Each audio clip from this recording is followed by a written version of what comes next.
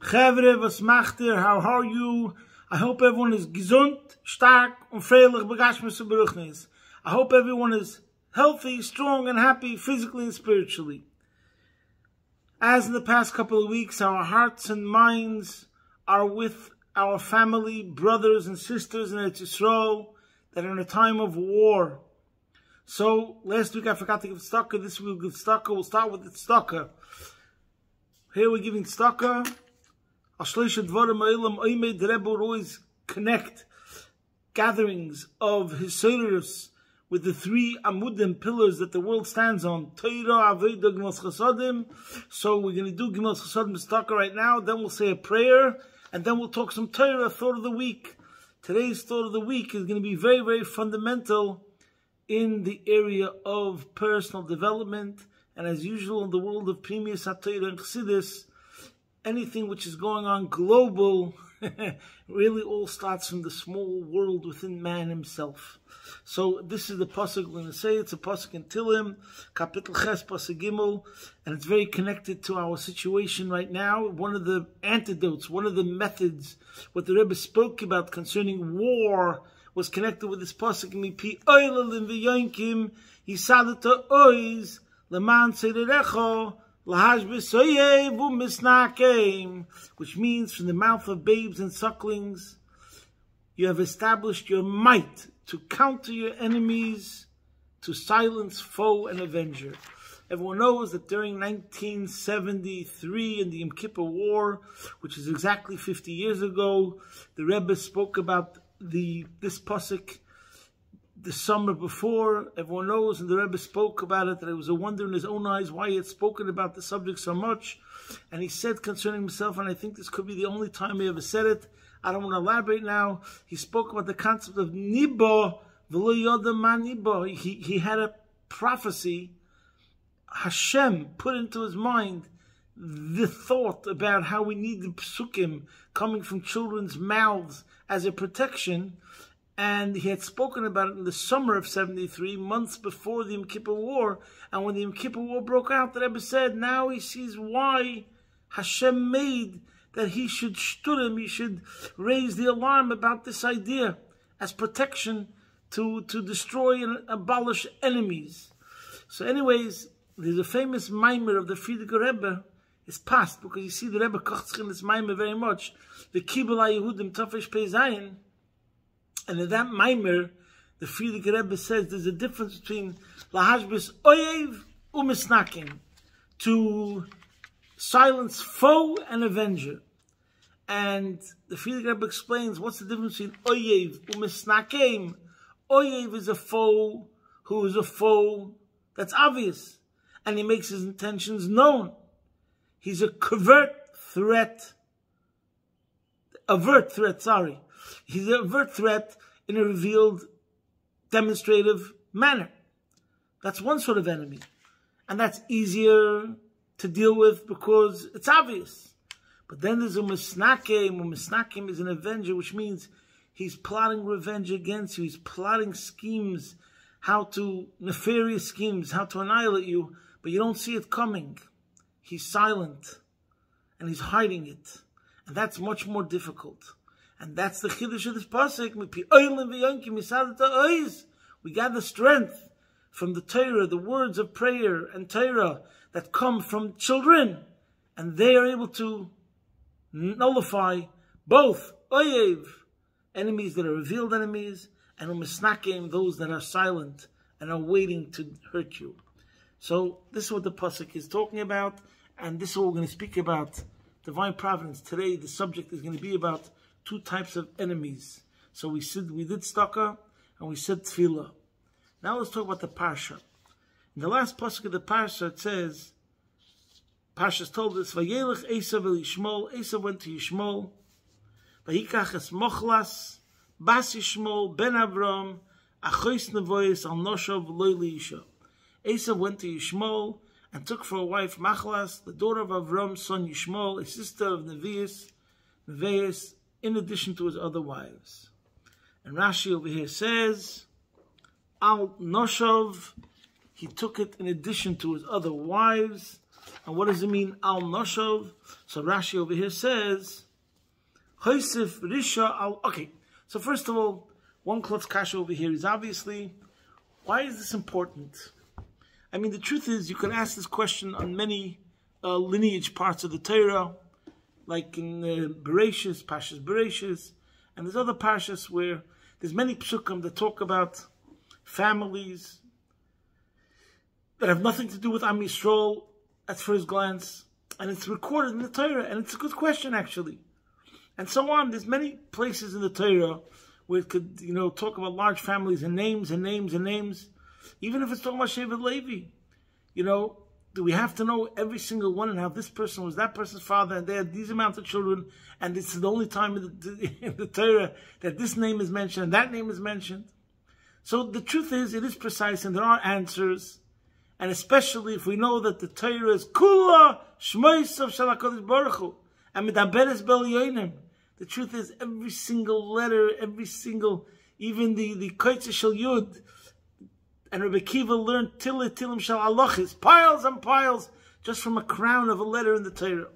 So therefore, every single word in the Torah, of course, every single letter in the Torah, of course, is precise, and there has to be an explanation all over. But here, what I'm going to speak today is primarily a Sikha of the Rebbe, Chelik Lamed Hey, which is so amazing how, when you learn the Rebbe's Sikha, you get a whole new perspective, a whole new insight on the entire Parsha, as we'll explain today. So, for example, over here, why is it important to know, and it should be recorded in a Sefer Torah, which Torah Milosh Neirah, there has to be a lesson over here. What's the lesson over here? That it says that Esav married the daughter of Yishmael, and then Rashi comes along and over here and says that he took him as a wife in addition to his other wives. Okay, now let's get to Rashi. What's the lesson in this? Now let's talk about the Rashi. Rashi says, Hoisef Rishal Shosi, sorry that I didn't get the word right. Hoisef Rishal Shosi, he added wickedness upon his wickedness. Shligera Shirishenish, for he did not divorce the first ones. Okay, there's a simple way to learn Pshat, that what's the meaning really what Rashi is trying to say over here? Not the mere fact, this is the Chiddush of the Rebbe's Sikha, not the mere fact that he had many wives, and that those wives were not good wives, even though Machlas over here is a good wife, and that's why a good person, a moral person, and that's why the name Machlas is Milosh Mechila, because the Gemara learns out from here that we see when a day the person gets married, they're forgiven for all the sins. She was a righteous woman. So what's really the problem over here? In addition to the fact that his previous wives did not follow the ways of Avram, because they came from the Chittim, they were females from the tribe of Ches, and Avram didn't want his children or his grandchildren to marry anyone from that tribe. So the Rebbe stresses a different point, and that is, what is the sin over here? The sin over here is what the pasuk says before, Vayikach mochlas bas Yishmael ben Avram. Why? Because he wanted to fool his father. That was the sin over here. In other words, Yishmael was someone who was into deceiving. His trait is deceitfulness, lying, being a hypocrite, and putting on the facade of a moral, righteous person. That's the crime over here. Why? In other words, Vayelech Esav Yishmael ben Avram. Why? Because what does the pasuk say right before that? Vayar Esav Kiroyis b'neis Canaan be'enei Yitzchak Aviv. So since Esav saw that Royis b'neis Canaan be'enei Yitzchak Aviv, so now he wanted to find favor in his father's eyes. So what does he do? He's Mr. Faker. The whole thing is a lie. The whole thing is a sham. The whole thing is a circus. He marries Yishmael's daughter only the Yitzchak is going to see that and think that Esav has changed his ways, and therefore maybe he'll get more brachas from Yitzchak, even though he lost already the main brachas. But who knows, maybe Yitzchak will add now more brachas for Esav. So the whole thing is one big con job. The whole thing is one lie, treachery, fake.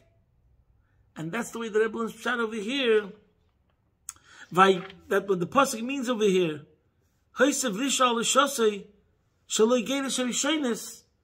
not the mere fact that it shows that he didn't change his ways because he was still married to them.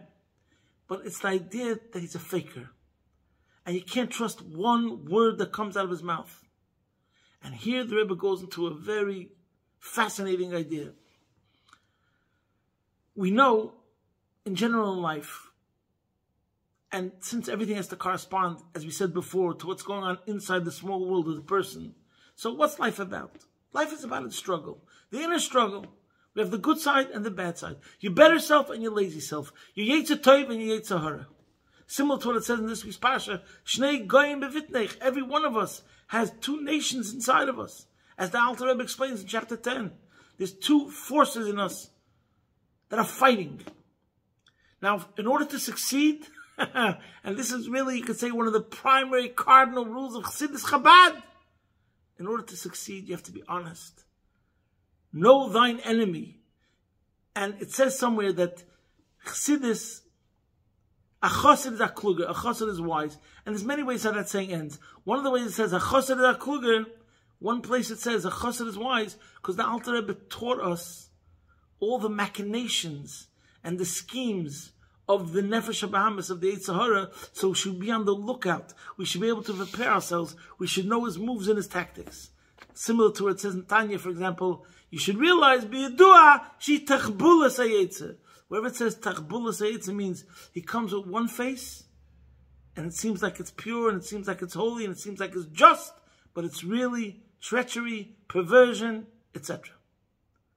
So now, this is what is the lesson over here concerning Esav, and why Rashi teaches us this over here about Esav. What is one of the DNA essential characteristics of Esav? Deceitfulness.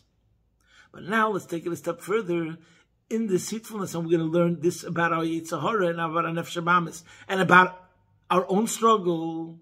There's two levels of deceitfulness, and this the Rebbe explains. There's the story of Parshas Toldos, and there's the story of Parshas Vayishlach. And over here, we have a new insight in the whole narrative. If someone would have asked you, like myself, before I learned the Sikha of the Rebbe, what's Esav about? So I would say Chassidus talks about how Esav represents the world of Toyu, according to Kabbalah. How Esav represents materialism. That's why he was born mature with hair. That's why he sold his birthright for a plate of for lentil soup, for a bottle of beer on the wall, and so on and so forth. Esav Milosh Nasir, he represents Elam Asir, materialism, corporality. So Hakol Kol Yaakov Eidayim Esav, the way it's learned Pshat. Hakol Kol Yaakov represents spirituality. Torah, Tefillah, Vayedayim Idei Esav represents the life of the sword, the physical. So that's the narrative, and that's really one level of the Shnei Goyim Bevitnech. Is one side represents soul, spirit, and the other side represents body and flesh. And in Mitzvah Shem, maybe next week we'll talk about this in Parshas Vayishlach. So there's one story of Esav in contrast to Yaakov. And you could even say Yaakov represents truth and Esav represents deceitfulness, but that idea of deceitfulness we don't see so much on the part of Esav in relation to Yaakov. All the other concepts that I mentioned we see in relation to Yaakov, but not the deceitfulness. Where do we see his deceitfulness? In relation to Yitzchak. And that's why this last pasuk in this week's Parsha, in a way you could say it's the culmination of a central theme of the whole Parsha. Where do we see this before? So first we'll go to one place, right away in the beginning, when it describes the characteristics of Yaakov and Esav. What does it say? Vayidu anod and vayi Esav ish yedei atzayid. ish sodeh, Yaakov ish tom yeshiv olam. Yaakov is the student who sits and learns, fine. Esav is the hunter. Pashto Pshat means this one's interested in hunting and shooting and killing, and this one's interested in studying and learning. One is more cerebral, spiritual, academic, and the other one is action-oriented. He likes explosives, killings, murder, etc. But what does Rashi say over here? Right away, when we talk about his characteristic, Yedei Tzayid, he knows how to hunt. Lotzud Ularamois, to ensnare and to deceive. As Oviv, his father, Befiv. V'shoyloi, Abba, Hech Mas Mesamelech V'Sateven. How do we tithe salt and straw? And we know that tithe only comes from peiros and not from salt. And the same thing, not straw. Because Sover Oviv, his father would think, Shumadakti b'mitzvahs, that he was meticulous about commandments. So we see that one of the basic, fundamental characteristics in his DNA is he's a liar, he's a fake. But in that itself, the Rebbe explains, there's the level of Lavan Arami, who's also considered a fake and a con artist. And then there's Esav. And here the Rebbe makes a distinction. There's one level of a deceitful person who just hides the truth. And hides the truth completely. That's one thing. So he doesn't make himself righteous or self-righteous or honorable. He just is a dodgy fellow. You can't trust any word what he said because he's just dishonest. So you can call him dishonest. And he covers up his true intentions completely. And you have to be on guard constantly when you're dealing with such a person because you never know what he's going to do. But then there's the Esav level of deceitfulness. It's a double deception. It's not only that he's covering up on the truth. He makes himself look holy. He makes himself self-righteous. He makes himself look morally superior than the other side. That's the ultimate danger. And obviously, the main Rashi where this comes out is back to the last Rashi, where Rashi says that he added to his wickedness. So the adding to the wickedness is in the previous marriage that he had. And look what Rashi says over here, the famous Rashi. Esav was Vahi Esav ben Arboim Shona. Vayikach Ishes Yehudis bas Be'eli Achiti. Ves Basmas Baseil Achiti. And then the pasuk says, V'tiena Moiras Ruach Liyitzchak Rivka. So, usually when you learn this, and what you usually remember is that what Rashi says, why was the marriage bad? Why was the marriage bad? They were a provocation. Meiras Ruach Liyitzchak Rivka, they were a provocation of the spirit to Yitzchak and Rivka, as Rashi says, because the Mamrim, the rebels, because Kol Maseyan, all the actions of Esav's wives, were cause of anguish to Yitzchak and to Rivka. So usually you think to yourself, that's the major point over here. Here we have Avram Avinu who's teaching monotheism to the world, and that's what he lived for, and that's what every breath of his life, every moment of his life. Echad hoy Avram. Avram is given an echad dakir, everything he stood for, and the values and the virtues. Where about that, here comes Esav, his grandchild, and going in the opposite way. So here's Yitzchak, seeing what's going on in his child's home. Esav, that they're doing everything which is the total opposite of everything that Yitzchak, who continued Avram's way, stands for. That's what you remember when you're learning the Parsha. But before that, Rashi says something which in truth, according to the Rebbe Sicha, is a cardinal point in the message and the theme that we have to take away from this week's Parsha, which we see from the beginning, Tzayid Befiv, and this is what I'm going to tell you right now, and then on the Parsha ends. So it's 3 times in this Parsha where Rashi brings out this point. And what is that? And this is the main point. Vayihi Esav ben Arboim Shona. Everything is crooked, twisted and perverted by Esav. Esav gets married when he's 40 years old. Why did he get married when he's 40 years old? And by the way, when you think about it, I mean, in the Chumash, if we think people live till 180, people live till 127, whatever it is, you'd think 40 is not is not so old. So why did Esav get married when he's 40 years old? Yeah, you could think maybe because nafshi choshka b'teira, somebody isn't a Torah, so therefore he gets married late. Like the Mittel Rebbe said, when they asked him which shidduch does he want? He wants the shidduch which is going to bring about that'll be able to hear the Maimorim of his father earlier. So in other words, it was about Torah. His decision of marriage had nothing to do with marriage. He's getting married to be able to hear the Torah discourses of his father. So what's the reason Esav got married? He wants to make himself look holy. You know why he waited till 40 till he got married? He's such a saint. Look at Rashi. And Rashi says, he tells you straight up, don't be fooled. Don't think anything special or honorable about Esav. Esav was compared to a swine, a pig. This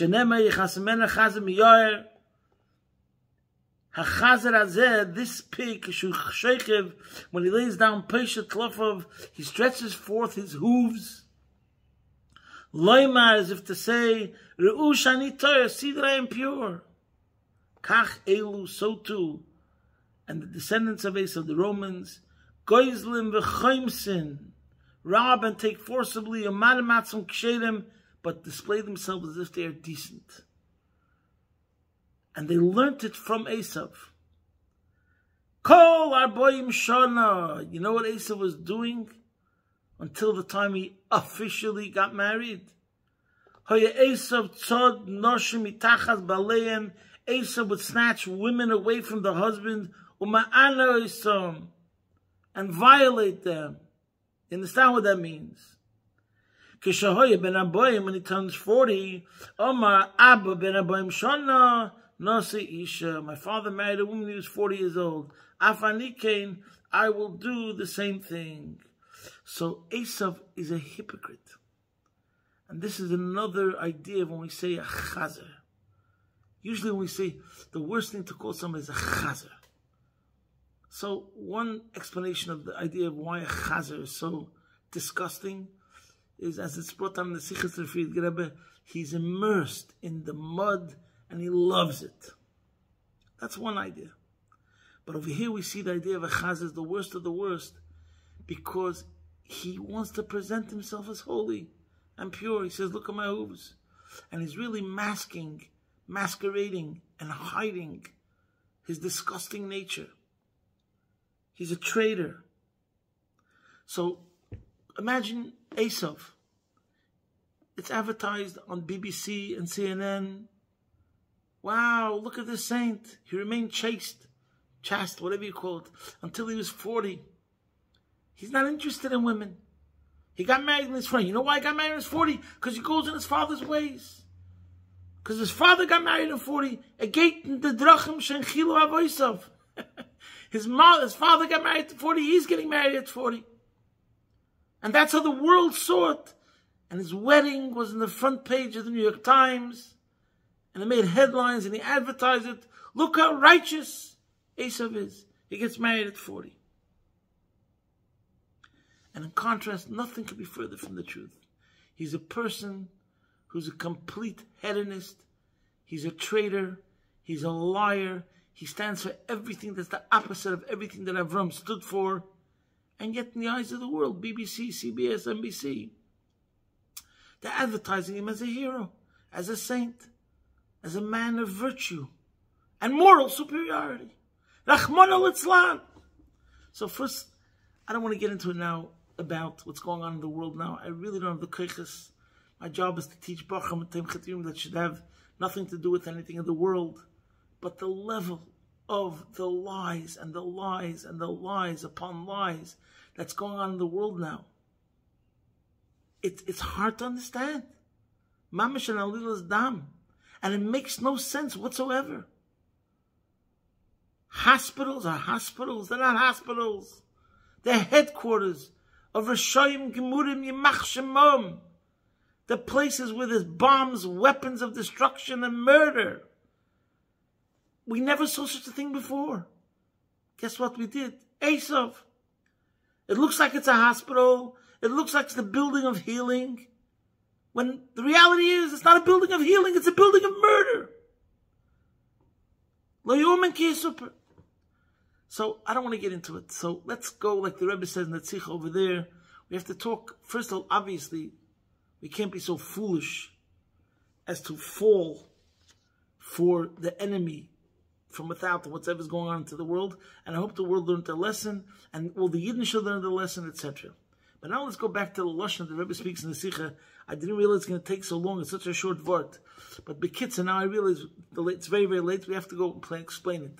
There's something called Dakas Hara, and there's something called Gasas Hara. There's something called Ra Begolui, and there's something called Ra Behelim. There's something which is called evil, which is revealed, Oyev, and then there's Umisnakim, there's a Dakas Hara. So the Rebbe in Chassidus talks about, why is this goal so long? L'chayra, Bias Rishon, it says, was destroyed because of Gilead Shvichas Dam and Avodah Zarah. And Bias Sheni is only because of Sinas Chinam, L'chaim, Baruch Atah Adonai L'mechir Meshakal Ne'b'devorei. So why is that the first Churban Beis HaMikdash only lasted 400 years, the first Golus, and our Golus is over 1900 years, and we're still in Golus? And the answer is because when it comes to Gilead Shvichas Dam and Avodah Zarah, it's obvious. It's Gasas Hara. So therefore, obviously we see the problem, and we can take care of it. Easy peasy schmeezy. But when it comes to Sinas Chinam, when you go over to every single person, you ask him, how's your officer? So me, I'm the nicest guy. Everybody looks into the mirror and says, I'm the nicest guy. I'm so nice. I'm so warm. I'm so caring. That's what every person would say. So when it comes to Dakas Hara, the subtle evil, and like we said, Sinas Chinam, the first response is, it's not Sinas Chinam. I have a reason for it. It's not Chinam. It's not baseless hatred. And because of that, we're still in Golus. In other words, we haven't. You have to be on guard to discern the evil, and then you can take care of it. So when a person is understanding who the enemy is, that he's full of lies, and he can't trust one word that's coming out of his mouth, then you'll be able to deal with it. And that's why Dakas Hara is the biggest problem. You know, it's like in the medical world, everyone's looking for a diagnosis. So sometimes, when you get a diagnosis, Hashem Yirachem, no Jew should get a diagnosis, that's a clear bad news. But when it's a clear diagnosis, then you can deal with it. But then sometimes you have situations. I once had a doctor dealing with a certain medical problem. He called this medical problem, it's a tricky situation. He was talking about finding the right medication. It's a tricky situation. It's not an easy one to be able to decide right away. There's going to have to be a lot of trial and error to see what dosage you have to get and which medication exactly. Or sometimes you have what's called a positive negative. Sometimes you don't get a diagnosis and you don't feel so good because you feel there's something wrong, but you don't know what's wrong. What about a case where you don't even know there's something wrong? That's the double deception. And it has the face. The chazer had a hechsher on it. Because the person only saw the split hooves. That's what we're dealing with. There's a famous taich, Chassidus taich, in the Agada, where it says, Vayirei one Oisanu HaMitzrim, they did evil to us. So there's a Chassidus taich I once heard, what's the problem? Vayirei Oisanu HaMitzrim, they befriended us. When you have the enemy, it says, I'll be a friend, I'll take care of you, we accept you in our universities, you can get degrees. Then it's the biggest danger. The one who really wants to trap you, Tzayed Befiv. He wants to trap you with his words. He's a hunter and snare you. He wants to get you. And he knows the best way to get you is through the honey, because it attracts the bees. And that's what the Pasuk says. Another Pasuk in Tillim, it says, Tzoifa Rosh Tzadik u'mevakesh la'misa. You have to always remember, you have to examine yourself, because the Nefesh HaBahamis, the Yetzer Hara, is looking at you, he's watching you. Tzoifa Rosh Tzadik. He's watching the righteous person. Every second of the day, he's looking to make you have a downfall. And that's how you have to realize in Avodah Pnimius. That's the way it works too. Your animal soul is always challenging you, looking for ways to bring you down. There's a famous story, I said this many times. I once saw this book, I read it in the book of Hasidism, that there was one disciple who asked his master, the master, I don't know which Rebbe, was giving a talk to his disciples, and he said, remember, you should always imagine that the animal side, the Yetzer Hara, is standing over you with an axe, ready to chop your head off. So one of his disciples said, but Rebbe, what should I do if I don't feel that way? So the Rebbe said, so that's the biggest proof that he already chopped off your head. So this is the point, and this is the message, and this is the lesson, tremendous lesson that we learn from Parshas Toldos. The theme that runs through again is Esav, who's the deceiver, the most dangerous kind. It's covered up in moral superiority. Let's go back to the current affairs. Right now, many people that were part of the social justice warriors, climate change, those organizations, the feminists, the Black Lives Matters, so many articles are now being written by people, Jews that were secular, that were part of all these organizations, and they're writing now how they feel totally abandoned, and they see the truth. They care about everything, cats, dogs, flowers, trees, but they don't care about the Jews. Hashem Yirachem. So other Jews understood this at all times. We're not going to get into it now.